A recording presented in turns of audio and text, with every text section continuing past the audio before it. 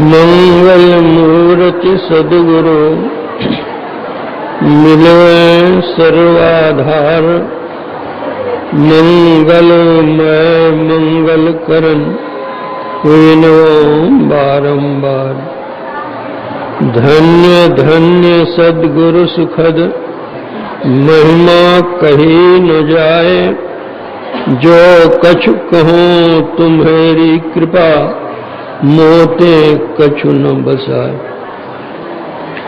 समवेत समादरणीय सज्जन वृंद, आदरणीय माताओं तथा भक्तिमती बहनों,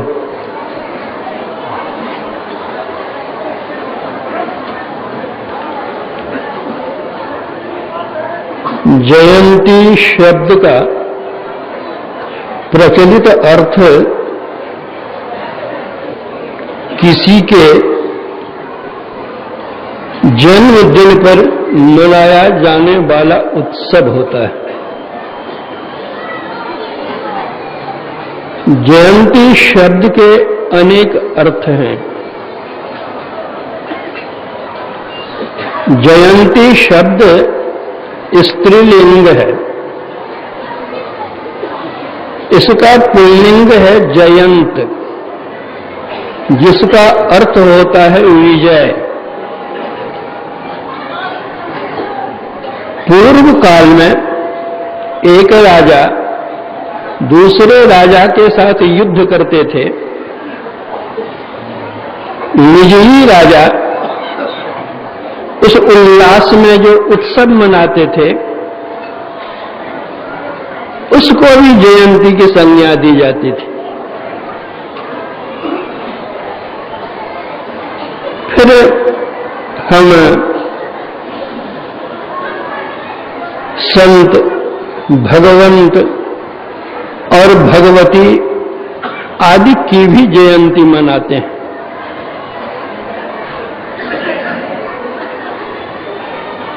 मर्यादा पुरुषोत्तम भगवान श्री राम की जन्म तिथि चैत्र शुक्ला नवमी थी, तो हम लोग उस तिथि में भी उनकी जयंती मनाते हैं। भगवान श्री कृष्ण की जन्म तिथि भाद्र कृष्ण अष्टमी पड़ती थी, तो उस तिथि में भी उनकी जयंती हम मनाते हैं। कुछ लोग कहेंगे कि श्री राम और श्री कृष्ण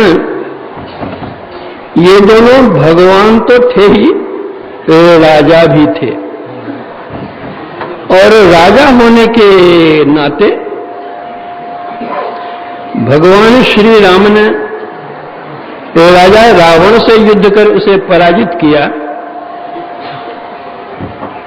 भगवान श्री कृष्ण भी राजा थे और उन्होंने मथुरापति कंस को पराजित किया। इसलिए उनकी जन्म तिथि पर हम लोग जयंती उनकी मनाते हैं। किंतु हम तो भगवान महावीर, भगवान बुद्ध, संत कबीर साहब, गुरु नानक देव जी, गोस्वामी तुलसीदास जी आदि संतों की भी जयंती मनाते हैं।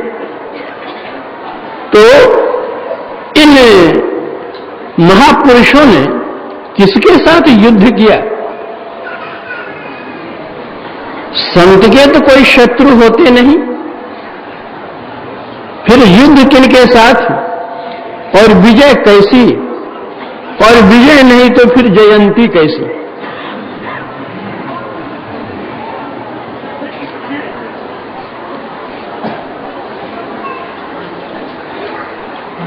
संत किनको कहते हैं? अभी आप सुन रहे थे तौहीद साहब के वचन में कि जिनको हम लोग संत कहते हैं उनको फकीर भी कहते हैं। और फकीर हम लोग लिखते हैं फे काफ ये रे। फे का अर्थ है फाका, उपवास, जो अल्लाह का निकट निवास करने वाला हो। अर्थात कनायत।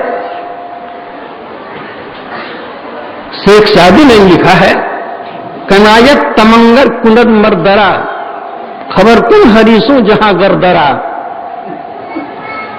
संतोष, ये याद इलाही, प्रभु की याद में वे रहते हैं, स्मरण करते हैं, ध्यान करते हैं। स्मरण किसको कहते हैं? जप तप संयम साधना सब सुमिरन के माय, कबीर जाने भक्तजन सुमिरन सबको चुनाए। वे पहुंचे हुए होते हैं, लेकिन फिर भी अपने भक्तों के लिए रे अर्थात रियाज, अभ्यास करके दिखलाते हैं कि हम भी करते हैं, तुम भी करो।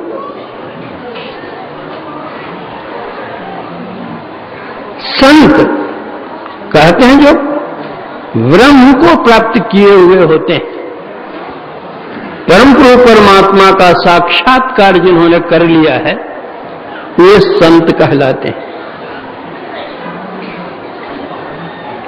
ब्रह्म वत सर्वत्र देखते हैं, ब्रह्म को प्राप्त करके वे स्वयं ब्रह्मवत हो जाते हैं। गोसाई तुलसीदास जी ने लिखा, जानत तुम हो ही जाई। ब्रह्म कहते किसको हैं? हम लोग ब्रह्म लिखते कैसे हैं? बौरो संयुक्त और होमो संयुक्त। ब्रह्म में ये 4 अक्षर है, ब, र, हो और मो। बो का अर्थ है ब्रह्मा, अर्थात सर्जन करने वाला, सृष्टि करने वाला। रो का अर्थ है रक्षा करने वाला, अर्थात विष्णु।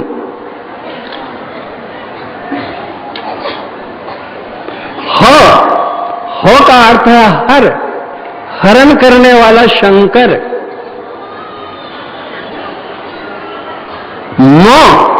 मो का अर्थ है मुक्तिदाता। जिनमें ये तीनों शक्तियां हैं, सर्जन करने की, रक्षण करने की और संहार करने की। ये तो ब्रह्मा विष्णु को एक एक शक्ति दी गई है, लेकिन ये तीनों शक्तियां जिनमें हैं, उन तीनों शक्तियों के अतिरिक्त मुक्ति देने की भी क्षमता जिनमें है।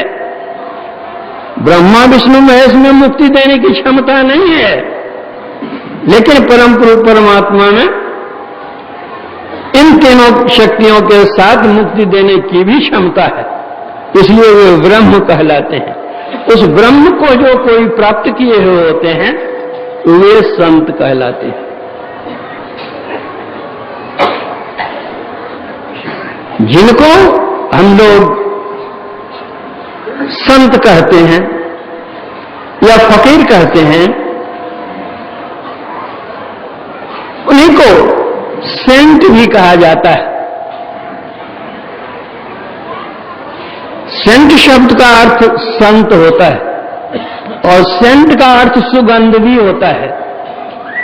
तो जो सेंट होते हैं उनमें सेंट होती है, अर्थात जो संत होते हैं उनमें सुगंधी होती है। वो क्या इतर फूले लगाए होते हैं?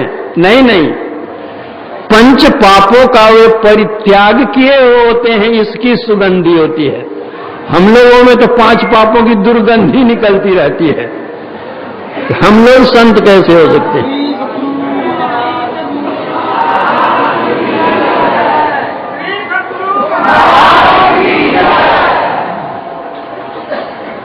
संत लोग जो कह गए हैं, अगर उनकी एक बात हम मान लें, संसार के जितने जो कोई हैं, अगर संत की केवल एक बात वे मान लें, तो जिस दिन जिस क्षण वे मानेंगे, उसी दिन विश्व में कल्याण उत्पन्न हो जाएगा।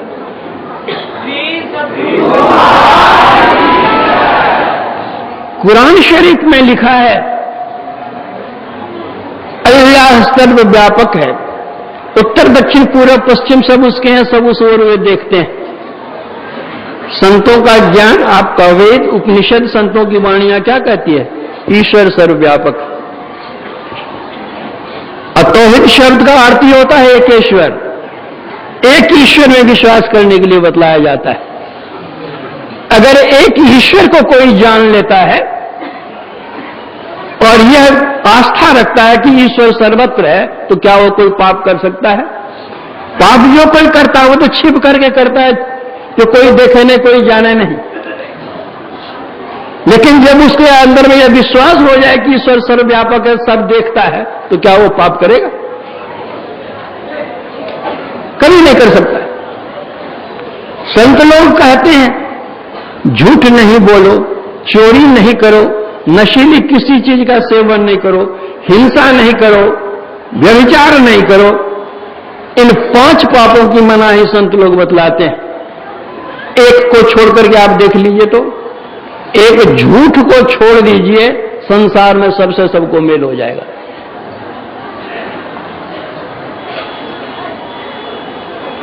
सब कोई जितने हैं सबके सब सत्य बोलना सीख लें। सब कोई सत्य बोले। न लड़ाई है, न झगड़ा है, न कलह है, कुछ भी नहीं। संत कहते हिंसा मत करो। आज क्या है? अत्याचार, अनाचार, दुराचार, बलात्कार, न मालूम क्या क्या अनीति कार्य हो रहे हैं। क्यों? इसलिए कि संतों की बात हम सुनते नहीं हैं। आज हम इतने पढ़ लिख लिए हैं, इतने बड़े हम विद्वान हो गए हैं कि चिड़िया की भांति हम आकाश में उड़ते हैं,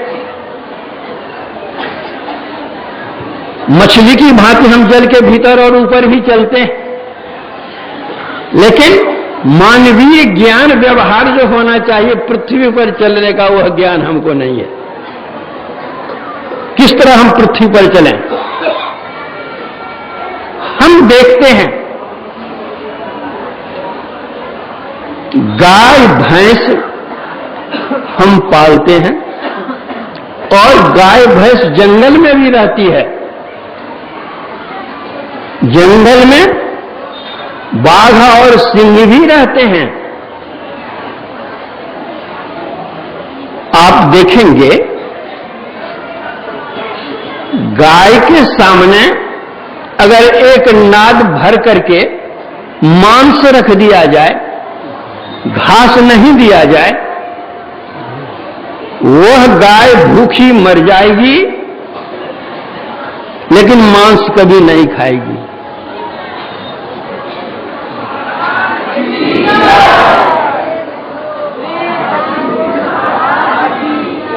एक बाघ सिंह के सामने आप हरी हरी घास का बोझा रख दीजिए और कुछ खाना नहीं दीजिए, वह बाघ सिंह भूखा मर जाएगा, लेकिन घास नहीं खाएगा।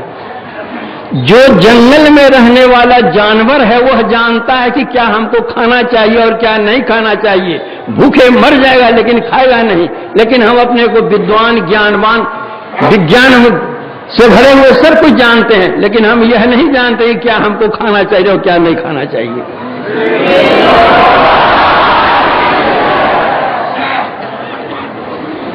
परमात्मा ने 2 तरह की सृष्टि की है, शाकाहारी की और मांसाहारी की, और दोनों की बनावट में भी उन्होंने भिन्नता की है। वह क्या? जो परमात्मा शाकाहारी प्राणी का जन्म देते हैं तो उनकी आंखें खुली होती है, और जो मांसाहारी प्राणी का जन्म देते हैं तो उसकी आंखें बंद होती है। आप गाय को देखिए, बैल को देखिए, घोड़ा को देखिए, आदमी को देखिए, और आप बिल्ली को देखिए, कुत्ता को देखिए, बाघ को और सिंह को देखिए। तो बाघ सिंह को देखने तो कहां जाएंगे? घर में बिल्ली और कुत्ती तो देखेंगे आप। जो शाकाहारी प्राणी होते हैं उनके दांत और नाखून चिपटे होते हैं, और जो मांसाहारी प्राणी होते हैं उनके दांत और नाखून नुकीले होते हैं। जो शाकाहारी प्राणी होते हैं ये होठ में सटा, पानी में सटा करके पानी पीते हैं, और जो मांसाहारी प्राणी है वो जीभ से चाट चाट करके पानी पीते हैं।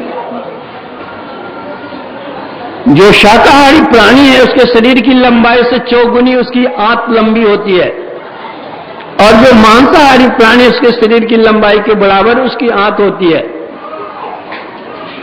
जो शाकाहारी प्राणी है उसके शरीर से पसीना निकलता है, और जो मांसाहारी प्राणी उसके शरीर से पसीना नहीं निकलता। आप दौड़कर आइए, पसीने से लथपथ होइएगा। घोड़े को दौड़ा कर लाइए, घोड़ा लथपथ हो जाएगा पसीना से, लेकिन एक कुत्ते को दौड़ा करके लाइए, कुत्ते के शरीर से पसीना नहीं निकलेगा, वो जीभ निकालेगा, टप टप पानी उसकी जिह्वा से चुएगा। इस तरह और बहुत सी बातें हैं। तो अब हम यह समझें कि परमात्मा ने हमको शाकाहारी बनाया है या मांसाहारी बनाया है। यहां की सरकार को तो इसकी कोई दरकार ही नहीं है कि किसका क्या आहार है और किसका क्या विहार है।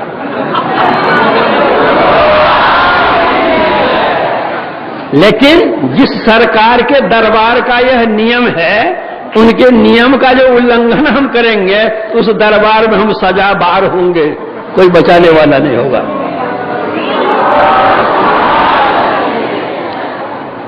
यहां तो घूस फूस भी चलेगा, लेकिन वहां घूस फूस कर चलने को नहीं है। इतना ऊंचा ज्ञान संतों ने दिया है। आज यदि हम कहें कि हरिद्वार चले जाओ, ऋषिकेश चले जाओ, बद्रीनाथ चले जाओ, वहां पर भगवान बैठे हुए हैं, मिल जाएंगे। जो समय लगे, जो खर्च लगे, जो परिश्रम लगे, सब जाएंगे दौड़ करके वहां पर हम। लेकिन संत लोग कहते हैं दौड़ते का हो, भगवान परमात्मा तुम्हारे अंदर में है, उसके लिए हम कुछ करने के लिए तैयार नहीं है।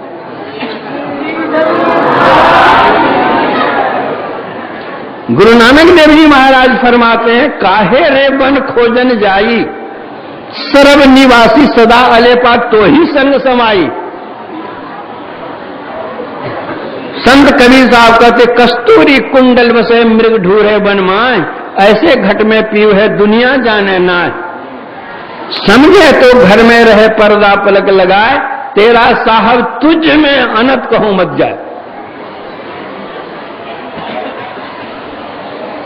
संत दादू दयाल जी महाराज, सब घट में गोविंद है, संग रहे हरि पास, कस्तूरी का मिरग जो सुन सुन फिरे घास। संत तुलसीदास जी महाराज कहते हैं, एहिते मैं हरि ज्ञान गंवायो, परिहरि हृदय कमल रघुनाथ, बाहर फिरत विकल भय धायो। तुलसीदास जी कहते हैं कि ईश्वर हमारे अंदर में, लेकिन जब तक ईश्वर की खोज में मैं बाहर बाहर भटकता रहा, भटकता ही रहा, 84 लाख ज्योनियों में खटकता ही रहा, अटकता ही रहा। ईश्वर अपने अंदर, जब ईश्वर सर्वव्यापक है तो क्या आपके अंदर, हमारे अंदर नहीं है? ईश्वर सबके अंदर।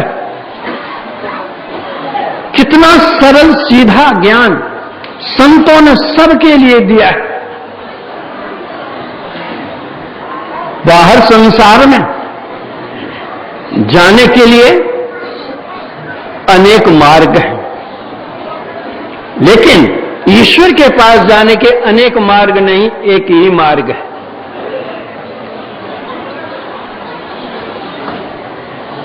लोगों के बनाए हुए रास्ते में परिवर्तन होता है, किंतु परमात्मा का बनाया हुआ रास्ता जो, उसमें परिवर्तन नहीं होता। आप देखते हैं जितनी सवारियां चलती हैं सबके ऊपर चालक रहते हैं,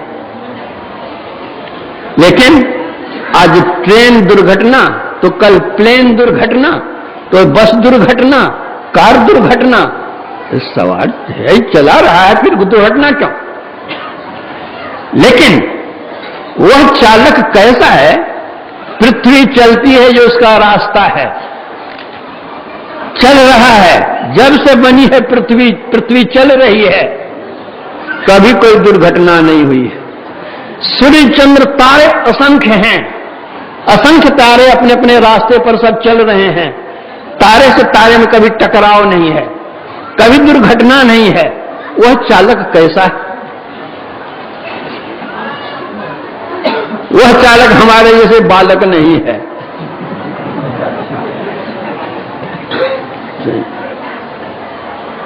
तो रास्ता सबका एक एक है। यहां से हम दिल्ली जाना चाहें तो हम ट्रेन से भी जा सकते हैं, कार से भी जा सकते हैं, पैदल भी जा सकते हैं। प्लेन से जाते हैं तो यहां से पटना, पटना से रांची होकर के भी, पटना से भाया लखनऊ होकर के भी दिल्ली।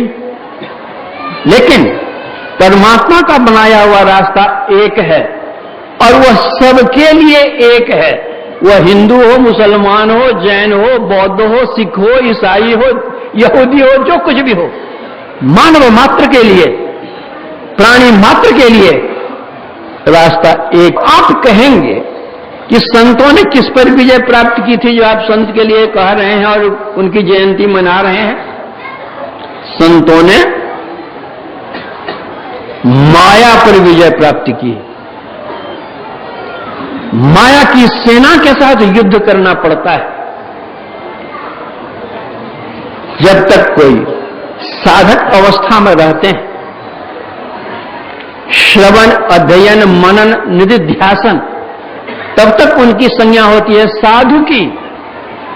और श्रवण, मनन, अध्ययन, निधिध्यासन के बाद जब अनुभव ज्ञान प्राप्त करते हैं तब उनकी होती संज्ञा संत की।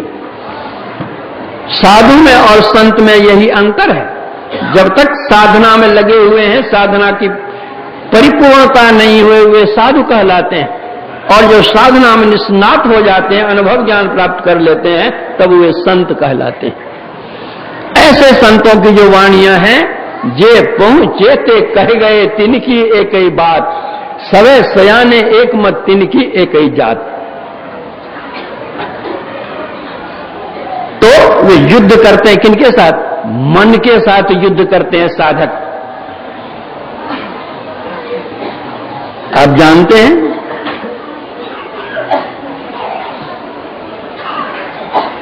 सासाराम का रहने वाला एक मुसलमान का लड़का, उसका नाम था फरीद। वह बंगाल में एक नवाब के यहां नौकरी करता था, सिपाही में। बंगाल में बहुत शेर होते हैं। एक शरीर का भी हट्टा कट्टा बलवान था। एक दिन एक तलवार के वार से उसने एक शेर को मार दिया और फरीद खां से अपना नाम रख लिया शेर खां। उस बंगाल के नवाब को मार करके वो बंगाल का नवाब बन गया। उस समय दिल्ली में हुमायूं बादशाह थे। उसने कर मांगा, इन्होंने कर दिया नहीं बल्कि ऊपर चढ़ बैठा। दोनों लड़ गए। हुमायूं बादशाह को भागना पड़ा। शेर खां ने पीछा किया। करते करते दिल्ली के तख्त पर जाकर वो बैठ गया पुरुषार्थ करके और अपना नाम शेर शाह रखा। तो एक शेर को मारने वाला फरीद खां शेर शाह हो गया, भारत का बादशाह हो गया। लेकिन 40 शेर का एक मन होता है, उस मन को जो मारता है वो तो संसार का बादशाह होता है।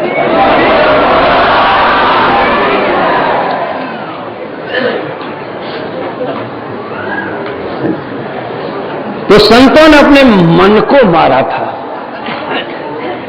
और जब तक वे साधना काल में थे तब तक वे युद्ध करते थे, मन के साथ युद्ध करते थे। कहते थे मन को मारो पटक के, टूक टूक हो जाए, टूटे से फिर ना जुटे, जुटे ग्रंथ पर जाए। संत कबीर साहब कहते हैं, साधो यह मन है बड़ जालिम, जिसको इससे पला पड़ा है तिस ही होगा मालिम। जब साधक साधना करने के लिए बैठते हैं तब उसको ज्ञात होता है कि मन कितना जबरदस्त है। बैठता है भगवान का नाम लेने के लिए और लेता है काम का नाम। बैठता है जप करने के लिए और गप करने वह लग जाता है। मन के ऊपर जो अनेक जन्मों के संस्कार पड़े हुए हैं उसको धोने में समय लगता है। अभी आप सुन रहे थे पूर्व वक्ता के संग में कि दिल का हुजरा साफ कर जाना के आने के लिए सदानंद बाबू कह रहे थे, ध्यान गैरों का उठा उसको बिठाने के लिए, एक दिल लाखों तमन्ना उस पे और ज्यादा हविस, फिर ठिकाना है कहां उसको टिकाने के लिए। युद्ध करना पड़ता है। यह क्या है? देखने में तो आता है ना। भगवान महावीर और भगवान बुद्ध ने कहा, जो सहस्रं सहस्रे न संगामे मानुषे जिने एकाहम जय मत्तानन। कोई संग्राम में हजारों बार हजारों आदमी को जीत ले, उससे कहीं संग्राम विजयी वह है जो एक अपने को जीत लेता है। जो अपने को जीत लिया वो सबसे श्रेष्ठ हो। तो वह कौन है? वह मन को जीते। भगवान बुद्ध ने कहा, हमारा मन ही हमारा शत्रु है, हमारा मन ही हमारा मित्र है। कुमार पर लगा हुआ मन हमारा शत्रु है, और ऐसा बड़ा शत्रु है कि हमारा शत्रु बाहर का कोई उतना कष्ट नहीं पहुंचा सकता, उतना दुख नहीं पहुंचा सकता जितना संग में रहने वाला ये मन कर सकता है।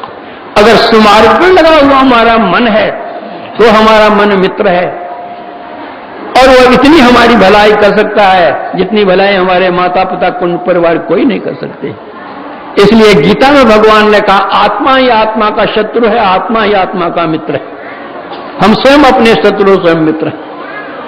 इसलिए संतों के जो हैं, संतों के पुरुषार्थ की अवस्था में उनका मन ही शत्रु होता, उससे युद्ध करना पड़ता है। पल ही में मरी जाए, पल ही में जीवत है, पल ही में पर हाथ देखत बिकानो है, पल ही में फिरत नौखंड हो ब्रह्मांड सब, देखो अनदेखो सो तो या तो नहीं छानो है, जा तो नहीं जानियत आब तो ने दिसे कछु, ऐसी बलायवता से परो पानो है। सुंदर कहती या कि गति हूं ना लग सके, मन की प्रतीत को करे सो दीवानो है। तो संत लोग मन पर विजय प्राप्त किए हुए थे, इसलिए उन संतों की हम जयंती मनाते हैं। भगवती की मनाते हैं। भगवती ने विजयदशमी आश्विन शुक्ला दशमी को महिषासुर पर विजय प्राप्त की, इसलिए हम लोग भगवती की भी क्या कहते हैं, विजयादशमी मनाते हैं। तो ये लोग इतने बड़े महान थे, इसलिए क्या कहते हैं उनकी जयंती हम लोग मनाते हैं। लेकिन मुझ जैसे तुच्छ की जयंती में आप लोग आए हैं, यह तो बहुत आश्चर्य की बात है।